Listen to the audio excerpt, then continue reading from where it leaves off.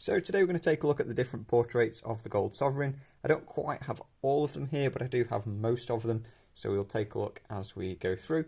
And I'm going to give you some pros and cons and a little bit of a ranking in just order of my preference, my sort of favouritism, if you like. So we'll start here with this one. This is the King Charles III.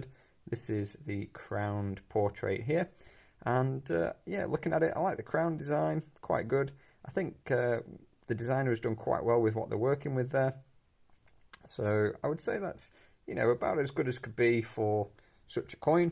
But it is that coppery colour of the modern sovereign. You'll see some beautiful golden colours here as we look through. So I think the crown portrait is better than the non-crowned portrait. I'll pop them both here for you to compare. So yeah, I definitely think they've done well with that crown portrait. So I'd put it ahead of this one, but probably not as high just because of the coppery kind of colour. And you know, we've got all these others to look at. So let's just shove them forward there. We'll pop this one over here. We'll pop this one here next to it. So next we have the Queen. So this is one of the sort of final portraits of the Queen. There was one after that, but yeah, this is the Australian interpretation, and this is actually on an Australia sovereign, so something a bit different there. I do like this design. I think it is a proof finish, but you know, you can generally pick these up at quite low premiums. So it does look nice in the golden colour. You've got to give them that. In terms of the Queen over King, I'd probably put it, the golden colour definitely helps, but I'd probably put it somewhere in between those two. Next, let's move on to George. So the King George V sovereigns are some of my favourite sovereigns, not necessarily because of the portrait. You know, I think it is an iconic portrait, and there was a slight variation in the later years, the last 4 years.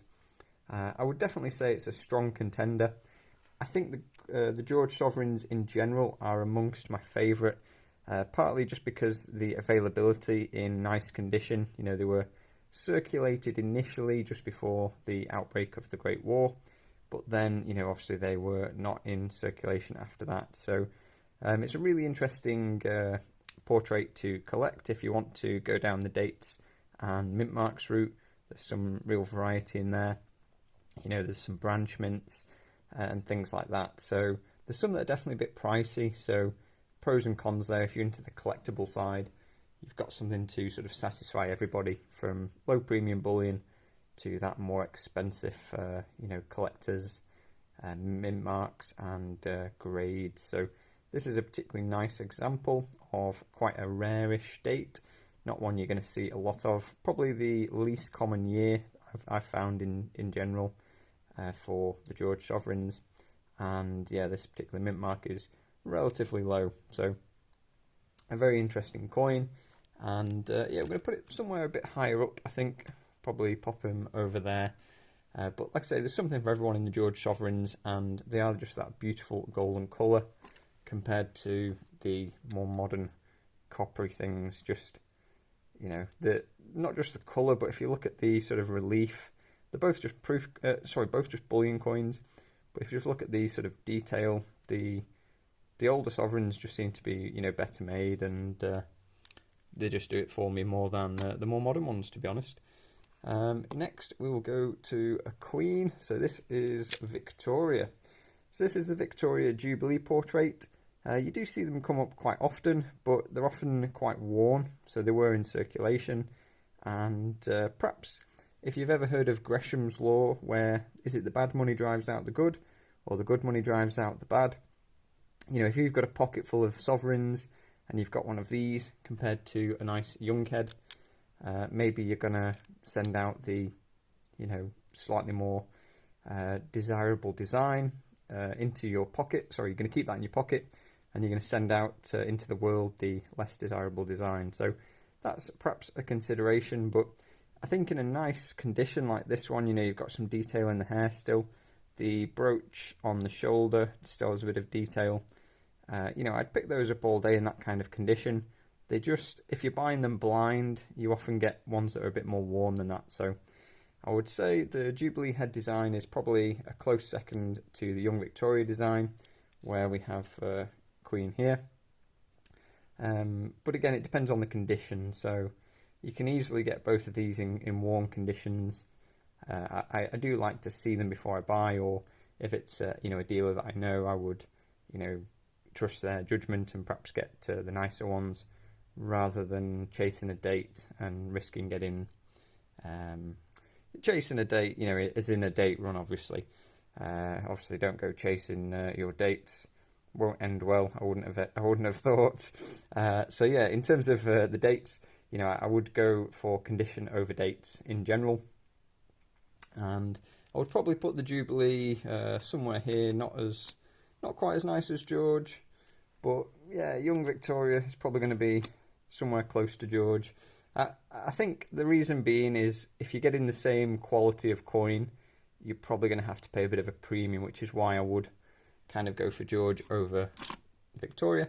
If we were purely just looking at the portrait, though, I do think the young Victoria. Next, we have Edward. So this one is, again, a particularly nice bullion example. I do like this design. I think it's, quite good how it fills the whole coin. I think it does do a good job of what it's depicting, and I do like the detail there, and just, I think they've done a good job. It just looks a better quality coin as well than the more modern coppery things. So this one, yeah, again, if you're buying Edwards, you often will get worn coins that don't show the detail in the hair very well.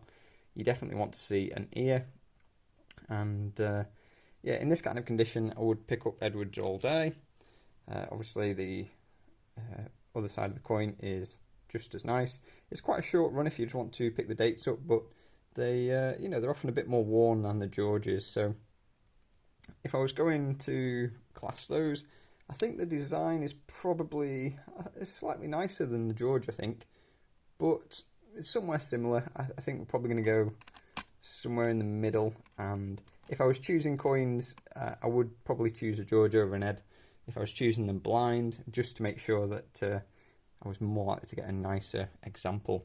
So we've got an old veiled head next of Queen Victoria. Now, again, it's a nice design. I think they've done quite well with it. I would probably put it just behind somewhere here, maybe somewhere here. I'm going to put it somewhere around the King Charles there. Again, beautiful colour. You can actually often find them in reasonable nick, but yeah, just the design, just not as appealing to me. The Gillick, I think, as a coin, great choice because you can often get them in nice condition. They've not been circulated, relatively low premiums and readily available. It's quite a nice date run to do. There's 10 available, and nothing too tricky in there. So quite a good one to do for stackers or collectors. And if you're going to sell the coins on, if you've got nice condition coins, you should have less of an issue. A dealer shouldn't be docking your price there because of wear and tear, because they haven't been circulated. So Gillicks, ooh, yeah, somewhere up around here. Again, nice colour still, but probably just there somewhere, I would say. And then the Machin, again, it's a similar one. No wear and tear on these in general. They've not been circulated. I don't just feel like the design is as nice as the Gillicks though, but not bad nonetheless, and not a bad option for stackers. So we're going to probably put that somewhere here. And then we've got two older ones which are pre-Victoria. Now there were others, but these are the only ones that I've managed to pick up, and you'll see that they are mounted. So 1820, this coin, the whole sort of obverse of this coin, you've got a very large amount of text around, and it just makes the King's head a little bit smaller. Now there is like a wreath around the head of laurel sort of leaves, if you like, and a bit of a ribbon at the back. So I think it's a pretty good design. The whole coin in general, I think it looks pretty cool with the larger lettering. You'll notice on most of the more modern coins, the lettering has been made smaller so that the portrait can be larger and take up more of the coin. So you've got the King's head taking up a bigger amount of the coin there, which I think is a nice touch. But I do just like that, how the lettering fills the outside there. I think it's pretty cool.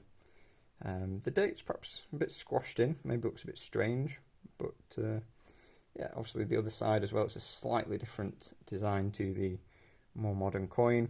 Yeah, not sure. I do like it because it's obviously old and historic. But if you want any kind of decent condition coin, you're going to be paying real hefty premiums. So, you might be looking at like 10 normal bullion sovereigns for one of these in, a reasonable condition if it's not been mounted. This was a very low premium due to its mount, which is unfortunate, but at the same time, I can appreciate the design of it without shelling out, loads of money. So I would probably put this somewhere up here, but not quite at the top. And then the last one I have to show you today is this one here. So we've got George IV. Now this design, it just looks, I think they've done a great job. It looks like a real powerful sort of character here. And yeah, they've got the legend a little bit smaller than we saw on the prior coin. The laurel wreath there on the headdress.